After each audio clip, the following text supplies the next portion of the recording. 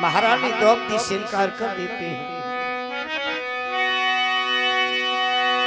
मेरे भी सब बाबा लगन रे मोय हो नए हाय देंगे।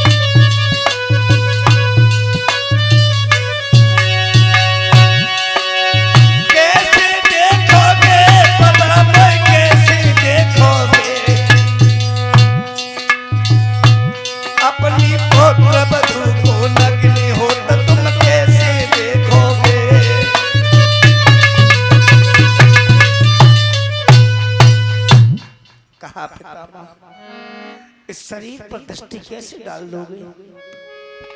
पितामह भीष्म की गर्दन झुक गई।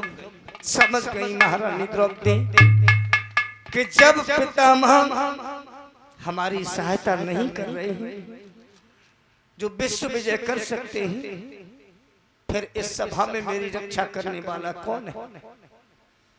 कोई नजर नहीं आया। अंत में महारानी द्रौपदी पांचों पतियों के पास में आ गई। धर्मराज से महारानी द्रौपदी ने कहा, धर्मराज, आपने जब हमें दांव पर लगाया था, अपने छोटे भाइयों से पूछा था कि हमें दांव पर लगाएं या न लगाएं। महाराज, आप तो नीति निपुण हैं, फिर आपने ये भूल कैसे कर दी? मैं आपकी अर्धांगिनी हूं, साथ में आपके 4 भाइयों की अर्धांगिनी और हूं। अकेले की पत्नी नहीं, 5 भाइयों की पत्नी। कि आपने दांव पे लगाने से पहले इनसे पूछा था? नहीं तो क्यों? फिर मैं आपकी पत्नी हूं, कोई वस्तु नहीं, आपका धन नहीं, जिसे आप जब चाहो जहां चाहो वहां इस्तेमाल करो। आपने हमें दांव पर लगाया तो लगाया कैसे? धर्मराज के पास में कोई जवाब नहीं था।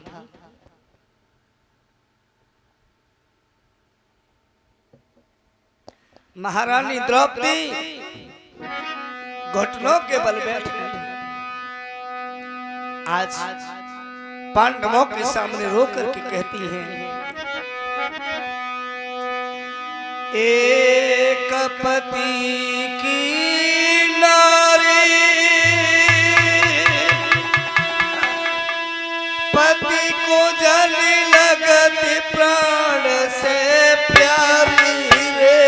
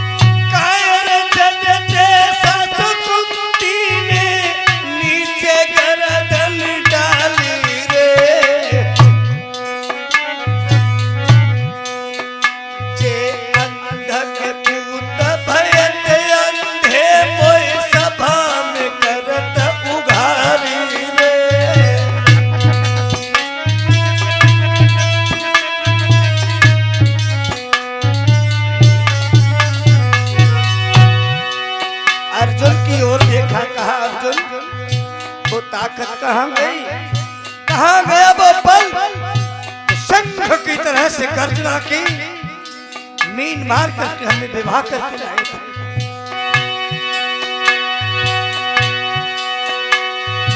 और जो न बल कहाँ का बल सिंह मीन दई मारी रे,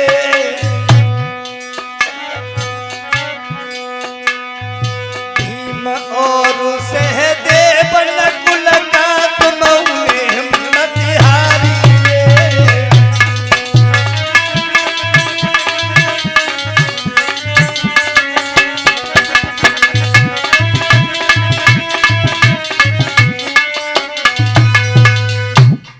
धर्मराज के पास में कोई जवाब नहीं था, गर्दन नीचे झुक गई थी।